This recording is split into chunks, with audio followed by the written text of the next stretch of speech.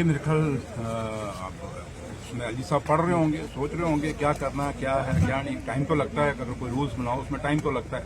आप अच्छा यही होगा कि अगर अली साहब से पूछा, अली साहब को पूछा जाए तो ज्यादा अच्छा रहेगा। और बिजनेस तो जरूरी है, क्योंकि थोड़ा सा जो एक कन्फ्यूजन है एडमिनिस्ट्रेशन के बीच में और लोगों के बीच में है, वो उसकी दूर हो जाएंगे। तो लिहाजा लगता है कि जल्दी ही बिजनेस रूल आ जाएगी। बिजनेस रूल्स में कहा जा रहा है कि सरकार ने जो है अपनी पावर्स वैसी रखी है, मतलब इलेक्टेड गवर्नमेंट ने जो स्टेट की सर यहाँ से देखिए सर, डमी गवर्नमेंट की बिजनेस रूल देते सर यहाँ से आप क्या कहते हैं? इसलिए जहां तक ताल्लुक है, बिजनेस रूल हमने अपने लिए नहीं रखा, ये लोगों के कामों के लिए।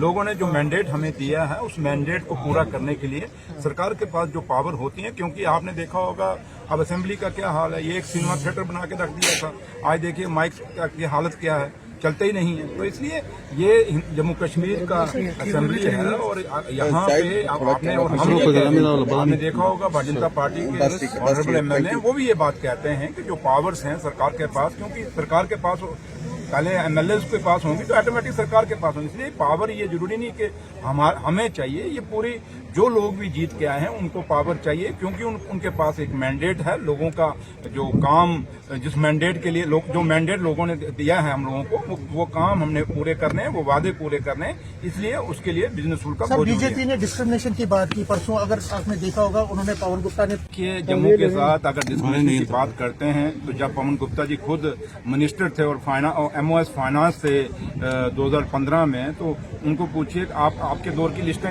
निकाल के देखें। लेकिन जहां तक नेशनल कॉन्फ्रेंस का ताल्लुक है, नेशनल कॉन्फ्रेंस के कायद और लीडर जनाब फारूक अब्दुल्ला साहब और जम्मू कश्मीर के मुख्यमंत्री उमर अब्दुल्ला साहब का हमेशा एक खिता तो हमसे अलग हो गया, लेकिन जम्मू और कश्मीर जो दो खिते हैं, इनको बराबर की हिस्से देना हमने हमेशा हमारी कोशिश रही और करते आए हैं। आज ये दरबार में देखें जो हमने किया, इन्होंने 10 साल में क्यों नहीं किया, ये तो हमें क्रेडिट जाता है ना। आज देखा होगा, आज अब लोग जब वापस जाना शुरू हुए, क्योंकि ईद है अब, तो जब वापस जाना शुरू हुए फिर आपकी सड़कें खाली होनी शुरू हो गई हैं। तो अगर ये लोग जो दरबार में हुआ, कश्मीर से इतनी दुनिया ना आती तो बिजनेस पे कितना फर्क पड़ता था। इसलिए ये सिर्फ प्रेस गैलरी को एड्रेस करने के लिए एक अच्छा शब्द है कि जम्मू के साथ डिस्क्रिमिनेशन है। बट अगर आप सही मायने में देखेंगे तो जम्मू के लोगों के साथ जब भी इंसाफ हुआ, हमेशा नेशनल कॉन्फ्रेंस के दौर में हुआ।